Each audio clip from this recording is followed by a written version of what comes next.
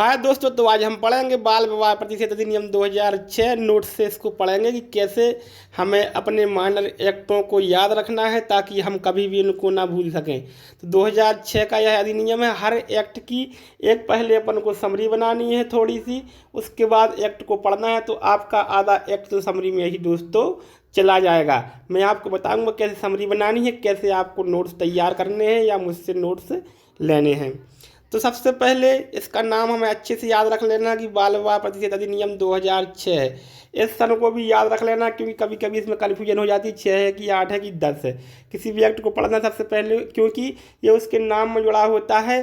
जब तक आप सन नहीं लगाएंगे उसके पीछे उसका नाम पूरा नहीं होगा। क्रमांक कब का है? तो क्रमांक 6 है, सन 2007 का है। 2007 का ये छठवां एक्ट पारित हुआ था दोस्तों। इसको इसलिए याद रखना है क्योंकि अगर आपसे पूछा गया कब राष्ट्रपति की स्वीकृति मिली या कब बना, तो ये 2006 आप आराम से लगा दोगे। जबकि दोस्तों ऐसा नहीं होता है। जिस सन में इसका क्रमांक डला होता है उस सन में वो दोस्तों पारित होता है, क्योंकि जब राष्ट्रपति की स्वीकृति मिल जाएगी तभी तो वो अधिनियम बनेगा। तो क्रमांक 6 सन 2007 का जो आज छठवें नंबर का एक्ट था, उस समय बहुत सारे एक्ट पारित हो गए होंगे उस साल, तो ये छठवें नंबर का था। अब सबसे पहले हमें क्या देखना है, ऐसी समरी बना लेनी है कि राष्ट्रपति की स्वीकृति कब मिली इसकी। 10 जनवरी 2007 को राष्ट्रपति की स्वीकृति मिली और 1 नवंबर 2007 से दोस्तों यह एक्ट जो है आपका लागू हो गया है। ठीक है, दो चीज़ें हो गई। हमें यह भी याद रखना है कुल धाराएं कितनी है, तो 21 दोस्तों इसमें कुल धाराएं हैं। इतनी चीज़ें हैं, पढ़ लेना है।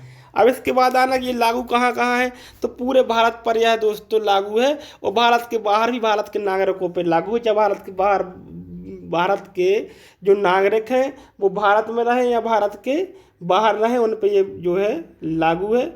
और ये केवल इसका एक अपवाद है कि जो पांडुचेरी राज्य क्षेत्र है, यहाँ की एक रेणु साव जनजाति है दोस्तों, उस पर ये अधिनियम लागू नहीं होता है। ठीक है, अब हमें ये देखना कि इसमें अधिकतम सजा का प्रावधान कितना है।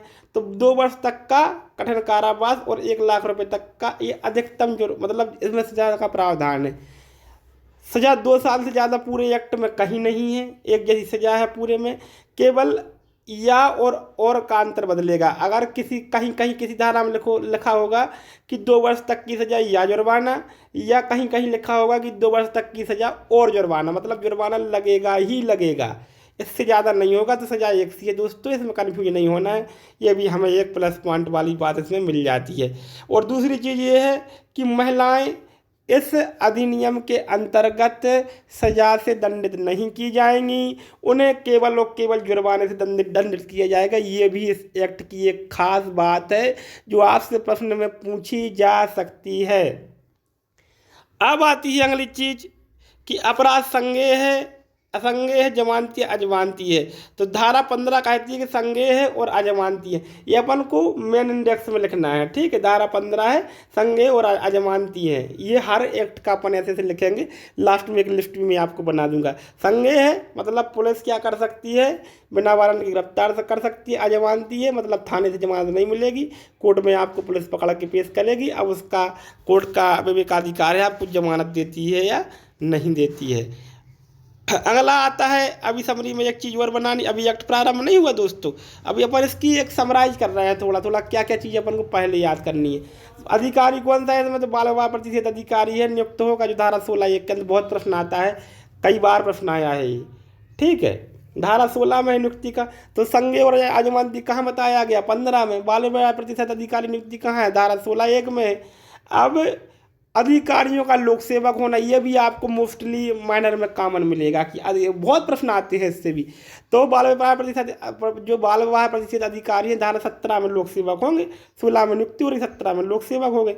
अब ये बात भी आपको हर जगह मिलेगी कि सद्भावपूर्वक की गई कार्रवाई संरक्षण है। तो 18, जब भी कोई अधिकारी होता है या लोक सेवक होता है और वो मान लो सद्भावपूर्वक पूरी जांच पड़ताल के बाद कोई कार्य करता है और उससे गलती हो जाती है, मान लो पकड़ना किसी और का होता, किसी और को पकड़ लिया, बाल विवाह नहीं निकला, मान लो वो बालिग थे दोनों, तो इसके लिए दोस्तों उसको सद्भावपूर्वक उसने कार्रवाई की, संरक्षण प्राप्त होगा, उस पर कोई कार्रवाई नहीं की जाए, ये धारा 18 कहती है। अब आती है नियम बनाने की शक्ति। तो ये भी आपको हर जगह मिलेगी, 2 तरह की मिलेगी, कहीं केंद्र सरकार को, कहीं राज्य सरकार को।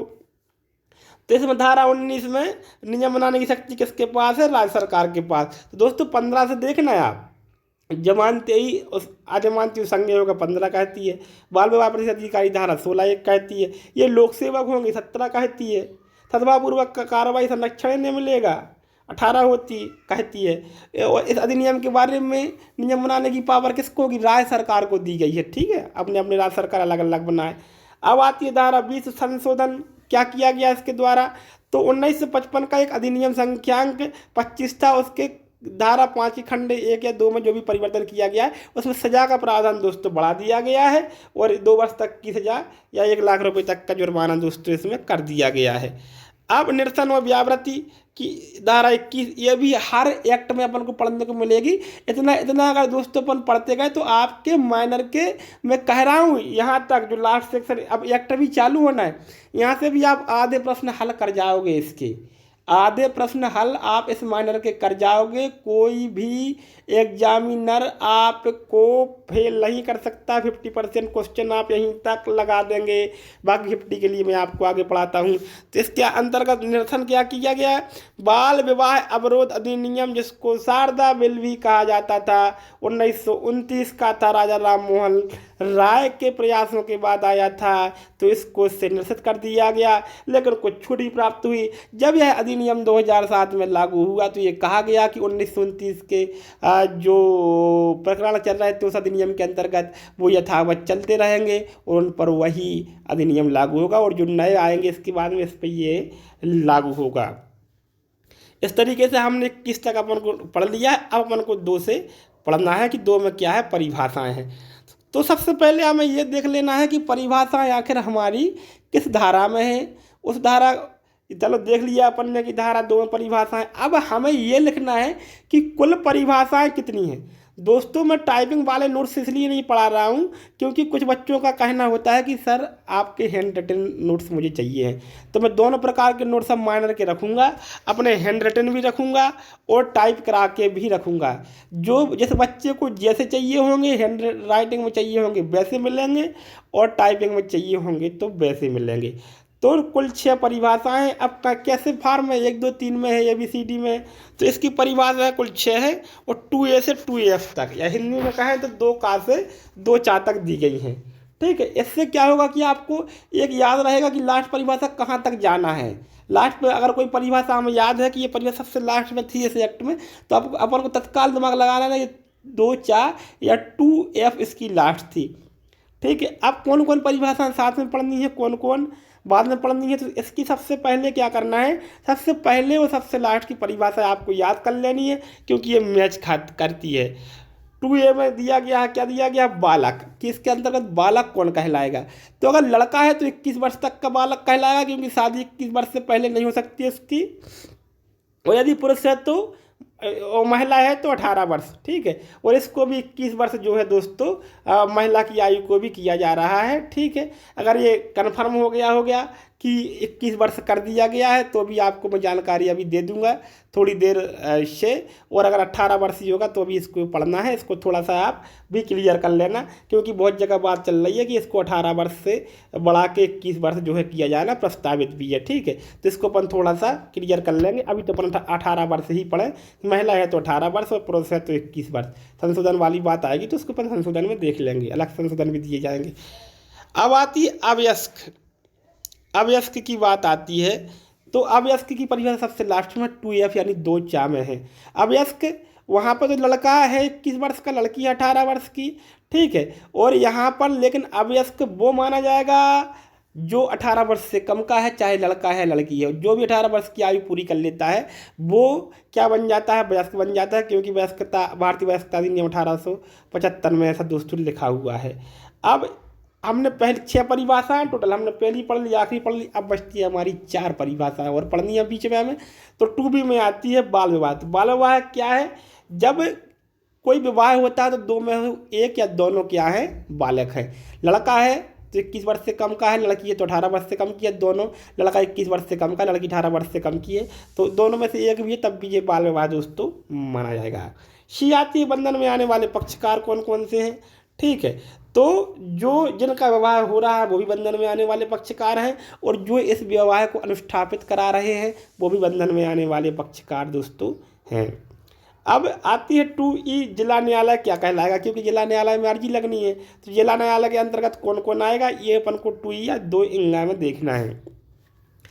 इसके अंतर्गत कुटुंब न्यायालय, जहाँ कुटुंब न्यायालय है, परिवार न्यायालय है, वो क्या माने जाएंगे इसके अंतर्गत दोस्तों, जिला न्यायालय माने जाएंगे इस अधिनियम के लिए। और अगर नहीं है तो कोई जो भी नगर सिविल न्यायालय है, ठीक है, सिटी कोर्ट है, वो क्या मानी जाएगी, वो इसके लिए जिला न्यायालय मानी जाएगी। अगर नहीं है तो कोई भी प्रधान सिविल न्यायालय जहाँ होगा वो इसके लिए जिला न्यायालय माना जाएगा। और ऐसा कोई अन्य सिविल न्यायालय भी है जिसको राज्य सरकार जिला न्यायालय के रूप में घोषित कर दे इस अधिनियम के लिए। तो इस 4 चीज़ों को आपको बहुत अच्छे से याद रखना है। इस तरीके से आपकी परिभाषा दोस्तों कंप्लीट हो जाती हैं। अब आना है धारा 3 में कि बाल विवाहों का बंधन के आने वाले। और एक चीज़ और बता दूं मैं कि इसका उद्देश्य क्या है इस अधिनियम का। इस अधिनियम का उद्देश्य है बाल विवाहों को रोकना।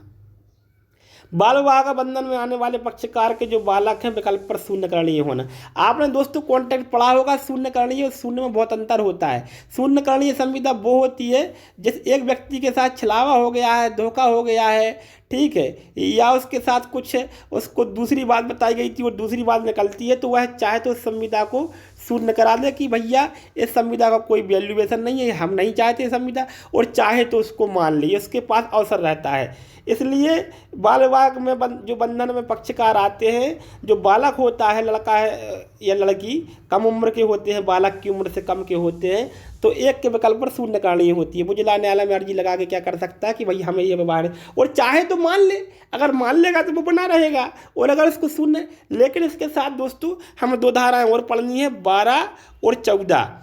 12 और 14 क्या होती है, 12 और 14 में दोस्तों विवाह शून्य माना जाता है। पहले अपन थोड़ा सा 3 को देख लें कि अर्जी कौन कर सकता है। तो दोस्तों अर्जी कौन कर सकता है, जो विवाह में पक्षकार जिसके साथ धोखा हुआ है, जो छोटा था उस समय विवाह के समय, वो अर्जी कर सकता है। लेकिन अगर वो 18 वर्ष का नहीं है तो अर्जी कैसे कर पाएगा, तो वो बाल मित्र की सहायता से, अपने माता पिता या संरक्षक की सहायता से, या बाल विवाह प्रतिशत अधिकारी की सहायता से अर्जी कर सकता है, ठीक है। लेकिन अर्जी कब तक लग सकेगी, जब वह वयस्क हो जाए, 18 साल का हो जाए, तो उसके 2 वर्ष पूरे होने के पूर्व ही अर्जी लगाना पड़ेगी। मान लो 20 वर्ष का हो जाएगा, उसके बाद अर्जी नहीं लगेगी, 20 वर्ष तक अर्जी दोस्तों लग सकती है, ठीक है। अगली बात आती है कि चलो न्यायालय विवाह, आपने अर्जी लगाई, विवाह शून्य कर दिया, लेकिन न्यायालय दोनों ही पक्षों को आदेश दे सकता है कि भाई जिसने जिसका जो धन आभूषण पैसा लिया है, कपड़े वगैरह गहने वगैरह, वो एक दूसरे के वापस कर दें, क्योंकि विवाह तो अब अमान्य हो गया है, विवाह शून्य हो गया है, इसका दोस्तों कोई मतलब अब नहीं रह गया है। अब इसके साथ अपन को पढ़नी है, कौन कौन सी धाराएं पढ़नी है दोस्तों, 12 और 14 पढ़नी है। अपन 12-14 को वहाँ पर डिटेल में पढ़ेंगे, यहाँ पर थोड़ा देख लेते हैं। 12 और 14 में शून्य होता है, यहाँ पर शून्य कराना नहीं है उसको कोर्ट में जाके, वो ऑटोमेटिक शून्य होता है। 12 में कब होता है, जब मजिस्ट्रेट किसी विवाह को रोकने का आदेश देता है, उसके बाद ही विवाह किया जाता है। 12 में ये है कि जब किसी व्यक्ति को जबरदस्ती बहला फुसला के लाया जाता है, मारपीट करके लाया जाता है, उसको विक्रय करके उसका विवाह किया जाता है, अनैतिक व्यापार में उसको लगाया जाता है, ठीक है, उससे वेश्यावृत्ति कराई जाती है, या कोई अन्य प्रयोजन जो समाज में मान्य नहीं है उसके लिए उसका विवाह कराया जाता है, उसका दुरुपयोग किया जाता है, लैंगिक शोषण किया जाता है, तो ये ऑटोमेटिक शून्य होता है। और धारा 14 में ये है कि जब धारा 13 के अधीन कोई मजिस्ट्रेट आदेश देता है कि यह विवाह रोका जाना चाहिए और नहीं रोकते और कर देते तो वो भी शून्य होता है। तो 3 में शून्य करणीय है और 12 और 14 में विवाह शून्य होता है। इसको दोस्तों बहुत अच्छे तरीके से याद रखिएगा, क्योंकि एग्जाम लेने वाला यहाँ आपको फंसा सकता है। अब इसके बाद अपन ने धारा 3 पढ़ ली है, अब धारा 4 पढ़ेंगे अपन। अभी अपन ने केवल एग्जाम या जो समरी भूल जाओ आप, अपन ने 3 पढ़ी है। धारा 3 में क्या पढ़ा है कि विकल्प पर शून्य करणीय होगा। साथ में 12 और 14 बता दी, वो अपन लास्ट में पढ़ लेंगे। अब आती है धारा 4, बाल विवाह के बंधन में आने वाली महिला पक्षकार के भरण पोषण और निवास के लिए बंद। चलो अपन ने क्या कर दिया, विवाह को रद्द कर दिया। अब एक महिला है, इसको भरण पोषण कौन देगा, तो इसका भरण पोषण कौन, उसका पति करेगा, और पति 18 वर्ष से कम का है तो उसके माता पिता संरक्षक करेंगे, ठीक है, उसका भरण पोषण करना पड़ेगा। और अगर महिला है और महिला को अभी दूसरी शादी जब तक उसकी नहीं हो जाती उसके लिए निवास का आदेश भी कोर्ट कर सकती है कि इसको रहने की व्यवस्था दी जाए। ठीक है, अब बात आती है पॉइंट 2 में 4 के कि कितना भरण पोषण दिया जाएगा आखिर। तो जो बालक है, बालक की आवश्यकता क्या है, उस महिला की आवश्यकता क्या है, ठीक है, उसने कैसी जीवन शैली भोगी है विवाह के दौरान, और जो लड़का है या जिसके माता पिता हैं उनके आय के साधन क्या है, उनकी मतलब हैसियत क्या है, इन सब चीज़ों को ध्यान में रखकर भरण पोषण जो है दिया जाएगा। अब पॉइंट 3 कहता है कि भरण पोषण एक मुश्त होगा या अब मासिक होगा, तो एक साथ इकट्ठा भी दिया जा सकता है और हर महीने का बांध के भी दिया जा सकता है। ठीक है, 4 वाली बात मैंने पहले ही बता दी कि अगर शून्य कराने का आदेश महिला के द्वारा दिया गया है तो उसको निवास की व्यवस्था कराने का भी आर्डर कोर्ट कर सकती है। अब आती है ये धारा 5 आती है आपकी। ठीक है, ये धारा 5 है, यहाँ पर धारा कट गई है स्क्रीनशॉट लेते समय। अभिरक्षा, तो अब जैसे मान लो कोई बच्चा पैदा हो जाता है बाल विवाह से, अब बाल विवाह तो हो गया शून्य, तो भाई उन बालकों का तो कुछ करना पड़ेगा ना, तो इसकी अभिरक्षा का आदेश न्यायालय जो है देगी। अभिरक्षा किसको दी जाएगी, कोर्ट को क्या देखना है कि अभिरक्षा कैसे दी जाए, बालक के कल्याण और सर्वोत्तम हित को सर्वोपरि रखना है और उसके अनुसार ही अभिरक्षा का आदेश देना है। ठीक है, लेकिन एक को अभिरक्षा का आदेश दे दिया गया और दूसरे की भी अगर उस बच्चे को मिलने की आवश्यकता है, कुछ पूर्ति दूसरे से भी होती है, तो दोस्तों उसको भी मिलने का मौका दिया जाएगा। ऐसा आदेश में लिखा जाएगा कि आपकी पहुंच भी सुनिश्चित कराई जाएगी, आप उस बालक से मिल सकते हैं। आगे आता है पॉइंट नंबर 4 है इसी का। ठीक है, अब मान लो दोनों के पक्षकारों को अगर महिला या पुरुष जो है भरण पोषण बच्चे को भरण पोषण करने में जो वो सक्षम नहीं है, ठीक है, तो उनके माता पिता को भी जो है क्या कर सकता है, भरण पोषण का आदेश दे सकता है कि भैया आप भरण पोषण करें या उनके संरक्षक भरण पोषण करें।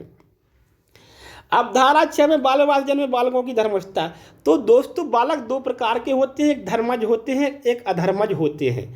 ठीक है, तो धर्मज कौन होते हैं, धर्मज वो होते हैं जो एक वैध विवाह से उत्पन्न संतान होती है, पति पत्नी के नुक्ते से जो संतान होती है वो वैध संतान कहलाती है। अधर्मज क्या होती है, मान लो किसी का रेप हुआ और उसको बच्चा पैदा हो जाता है, या लिव इन रिलेशनशिप में रहे और बच्चा पैदा हो जाता है, प्रेम में रहे और बच्चा पैदा हो जाता है, तो ये बच्चा माना जाएगा और पूरा आपको अधिकार मिलेगा, उस बच्चे को आपकी संपत्ति बराबर का हिस्सेदार होगा, लेकिन बच्चा वो क्या होगा, अधर्मज होगा, धर्मज नहीं होगा। अब यहाँ पे कंडीशन ये बनती है धारा 6 में कि अगर कोई बाल विवाह हुआ है और विवाह तो शून्य हो गया है लेकिन कोई बच्चा हो गया है या गर्भ में बच्चा रह गया है, ठहर गया है, तो उस बच्चे का क्या होगा, तो वो हर स्थिति में धर्मज बच्चा माना जाएगा, वैध वारिस माना जाएगा, उसको ये माना जाएगा कि ये वैध शादी से पैदा हुआ है, उसके जीवन के साथ खिलवाड़ नहीं होगी, उस पर कोई दूसरा टैग नहीं लगाया जाएगा। ये धारा 6 कहती है। धारा 7 कहती है कि जिला न्यायालय की धारा 4 और धारा 5 या धारा 3 के अधीन जो भी आदेश दिया गया है, धारा 4 और 5 के अधीन जो भी आदेश दिया गया है, 4 और 5 में ये भरण पोषण के आदेश दिए गए, इसको रूपांतरित करने की शक्ति, तो अगर न्यायालय को लगता है कि परिस्थितियाँ बदल गई हैं तो अपने आदेश को कुछ जोड़ सकता है, कुछ घटा सकता है, इसको बदल सकता है या वापस भी ले सकता है। मान लो लड़की की शादी हो गई, अब काय का भरण पोषण भैया, ठीक है, मान लो आय में वृद्धि हो गई तो भैया ज़्यादा दे दो, कम हो गई आय कम दे दो, ये न्यायालय के पास अधिकार सुरक्षित है कि वो इधर का उधर कर सकता है।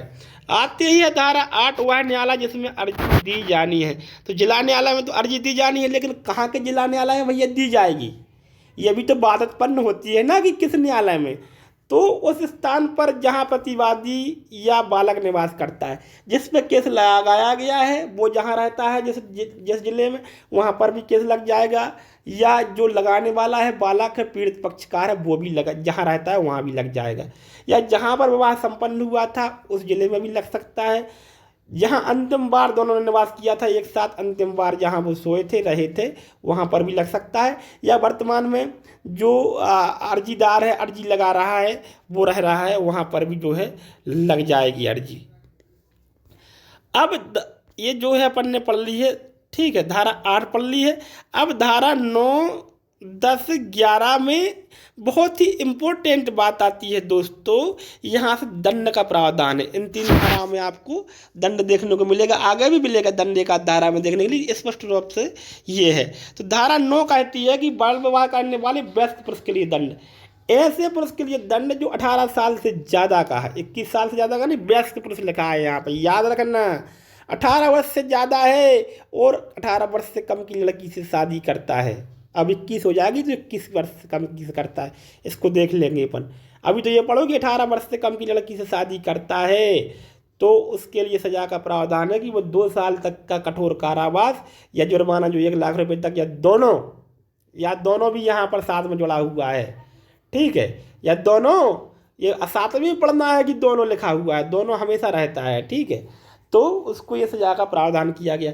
बाल विवाह का अनुष्ठापन करने के लिए दंड, जो भैया इस विवाह को संपन्न कराएगा, पंडित जी वगैरह सब होंगे इसमें, संचालित करेगा, व्यवस्थाएं करेगा, विवाह के अरेंजमेंट करेगा, फूल बरसाएगा, इसको दुष्प्रयोग करेगा कि चलो ठीक है करो यार, हम पैसा लगा देंगे, हम देख लेंगे जो होगा, तो इनको थोड़ा सा, ठीक है, सजा का ज़्यादा प्रावधान है, 2 वर्ष और 1 लाख रुपया जुर्माना, सजा भी होगी जुर्माना भी लगेगा, या दोनों भी हो, दोनों होना है इनको, तो ठीक है, एक में काम नहीं चलेगा, यहाँ एक में भी काम चल सकता है।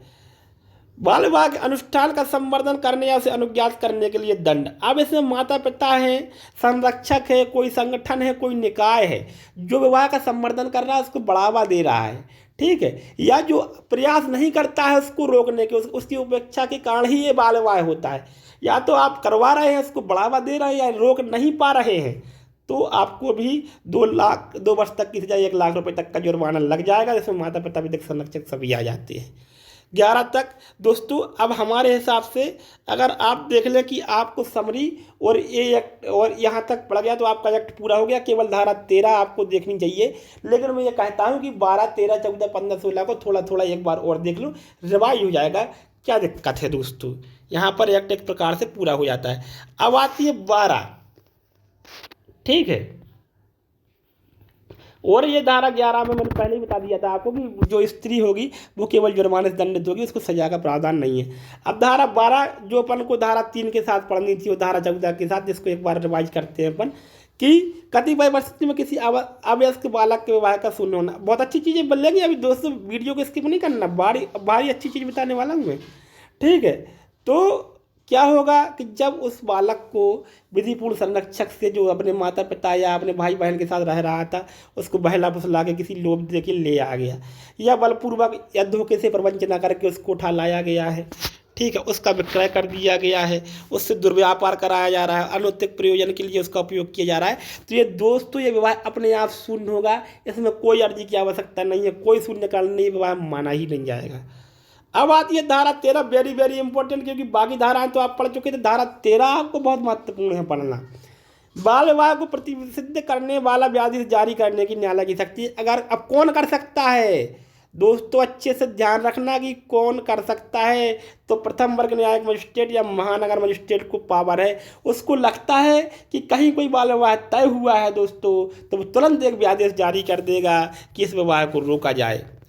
और अगर जो सामूहिक बाल विवाह होते हैं, जैसे मान लो अक्षय तृतीया वगैरह है, इन पर कई या कोई समूह के विवाह हो रहे हैं उनमें, और जिला मजिस्ट्रेट को पता चलता है, डीएम साहब को, कलेक्टर साहब को पता चलता है कि बाल विवाह हो रहे हैं, तो उनको बाल विवाह प्रतिशत अधिकारी की सारी शक्तियाँ मिल जाएंगी और वो हर पूरा प्रयास करेंगे उनको उसको रोकने का, ठीक है, सूचना निकाली जाएगी, ठीक है। अब परिवाद, अब कैसे कैसे हो सकता है, तो कोई सूचना मिल जाए, कोई परिवार बन जाए दहे, और जो मतलब मजिस्ट्रेट को जो बाल विवाह प्रतिशत अधिकारी है वो कोई कंप्लेंट करे, या अन्य कहीं से भी अगर न्यायालय को सूचना मिल जाती है तो भी वो भी आदेश जारी कर सकता है, ठीक है। तो परिवाद कौन कर सकता है, कोई व्यक्ति कर सकता है, गैर सरकारी संगठन कर सकता है, जेएमएफसी और एमएम माना महानगर मजिस्ट्रेट और प्रथम वर्ग न्यायिक मजिस्ट्रेट स्वपरिणाम सभी संज्ञान ले सकते हैं, ठीक है, और ये अपन ने बता ही दिया है पूरा का पूरा, मैंने कलेक्टर वगैरह भी कर सकते हैं। अब धारा 10 का 10वां पॉइंट है इसका, कि जो कोई इस व्यादेश का उल्लंघन करेगा और उसमें शादी करेगा डीएम साहब या मजिस्ट्रेट साहब के, न्यायाधीश महोदय के, तो 2 वर्ष तक की सजा या 1 लाख रुपए का जुर्माना है, या दोनों हो सकते हैं, लेकिन कोई महिला केवल जुर्माने से दायी होंगे, ठीक है। अब 14 कहती है, पढ़ ली अपन ने, 2 बार पढ़ ली, व्यादेशों के उल्लंघन से बाल विवाह शून्य। अगर इस उल्लंघन में धारा 13 के उल्लंघन में कोई विवाह होता है तो वो विवाह शून्य माना जाएगा। अब धारा 15 ये सब पढ़ चुके हैं पर लेकिन फिर भी एक बार रिवाइज मान लेते हैं। अपराध संज्ञेय और अजमानतियों का धारा 15 कहती है, धारा 16 कहती है बाल विवाह प्रतिरोधी अधिकारी की नियुक्ति। इसके कार्य अपन को डायरेक्ट से पढ़ लेना है कि बाल विवाहों को रोकना, उन्हें संरक्षण देना, रिपोर्ट करना, जैसा अपन को एक बार वहाँ से देख लेना है। बाल विवाह प्रतिषेध अधिकारी लोक सेवक होंगे, धारा 17 में है। सद्भावपूर्वक की गई कार्रवाई संरक्षण धारा 18 में। 19 में नियम बना नहीं सकती राज्य सरकार को। 20 में संशोधन किया गया है, सजा जोड़ दी गई है। निरसन क्या है तो बाल विवाह अवरोध अधिनियम को 1930 को इसके द्वारा निरसित किया गया है। तो दोस्तों ये रहा, और ये अगर कोई व्यक्ति ये नोट्स चाहता है तो कुछ दशक रुपये लगभग इसका रखा जाएगा और ये आपको दोस्तों PDF में मिल जाएगा। ठीक है दोस्तों, वीडियो को अंत तक देखने के लिए बहुत बहुत धन्यवाद।